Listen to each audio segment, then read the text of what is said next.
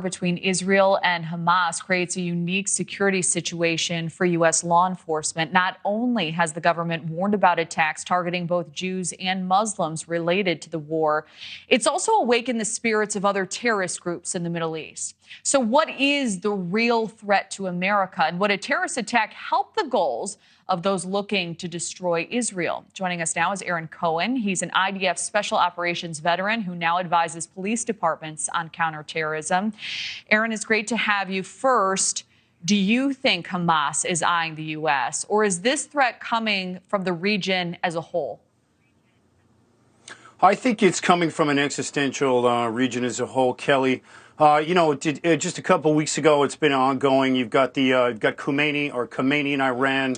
The Allied Supreme Leader, who's already called for an escalation in global jihad. We've seen the escalation as far as the tone and how that feels. Ismail Haniyeh, Khalid Mashal, members of Hamas, also calling for a rise in violence against the West, the great Satan, as they refer to it as. Israel just being the tip of the iceberg. And, I think that this is something that U.S. law enforcement has been taking seriously for the last couple of weeks. I've been training law enforcement for 25 years, Kelly. I teach the Israeli model of counterterrorism response to SWAT, patrol, school resource officers. And I just want to talk to the sheriffs out there and the chiefs that may be listening.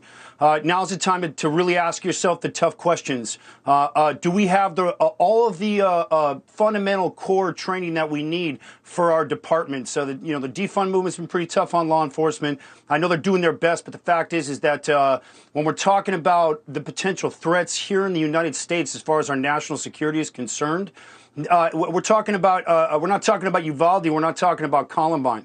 We could see several dozen of these shootings start popping off, which means that these SWAT teams, which are part-time teams mainly, I'm not talking about the big cities like LAPD, D Platoon, SWAT team, or Special Enforcement Bureau for LA County Sheriff. I'm talking about most of the other cities across this country. They get together, they train once a month.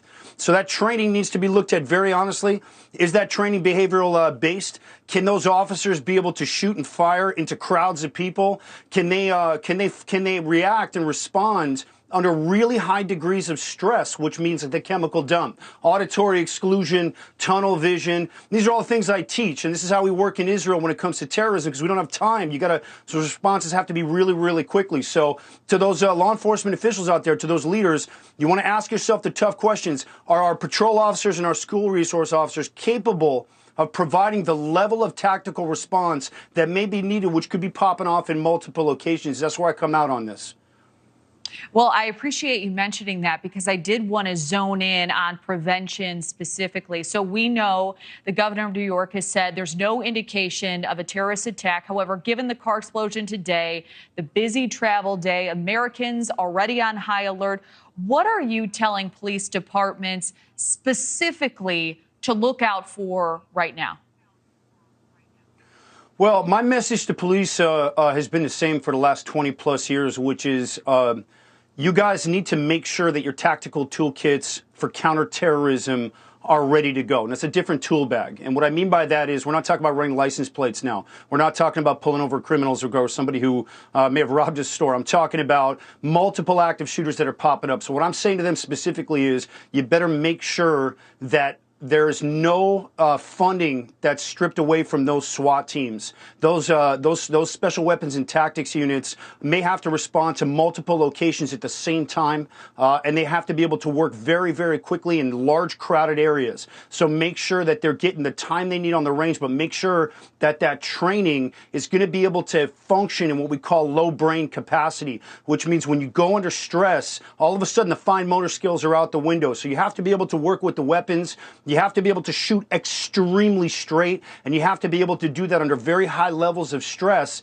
But we have to make sure also, and this is what I've been saying to them, those SWAT teams might not get there in time, Kelly. It may be patrol. It may be school resource officers that may be getting attacked and may have to respond. And it may take minutes, if not a half an hour, 20 minutes, 45 minutes for a SWAT team to get geared up. So really it's going to come down to those frontline first responders, which means that money needs to start getting pumped into those patrol officers and school resource officers, because they might be all that's available. While here's what we say: for every second wasted, another innocent person can be killed. So the training, which is perishable,